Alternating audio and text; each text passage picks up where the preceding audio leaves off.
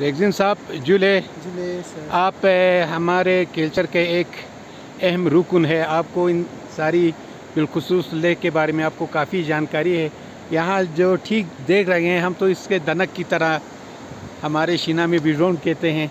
तो इसके मुतल्लक ये जो मुझे लगता है कोई मजहबी ये मुक़द्दस कोई मुकाम होगा, इसके बारे में कुछ हमें जानकारी देना सर।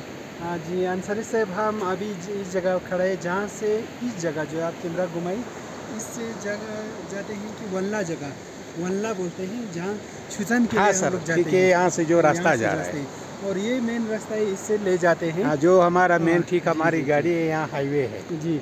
कारगिल से यहाँ से 120 किलोमीटर है। ठीक है यहाँ से ले फिर 90 या 100 किलोमीटर आगे जाना है लेके।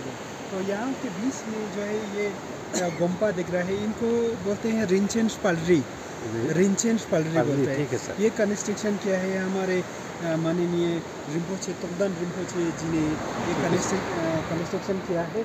तो यहाँ पर ये जो है ये पहाड़ जो ना बिल्कुल सीधा है ना सर, बहुत ऊंचा है, बहुत ऊंचा है। जो मूर्तियाँ नज़र आएंगे आप लोगों को। ये अगर अभी तो मेरे को डायरेक्शन कहाँ पे है, एक जगह दो जगह मालूम है, बाकी नहीं है।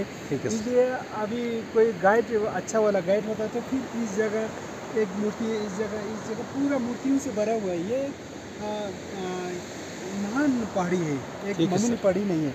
तो इसलिए रिम्पोचे ने सोचा कि यहाँ पर ये रिंचेंस पहाड़ी बनाया जाए।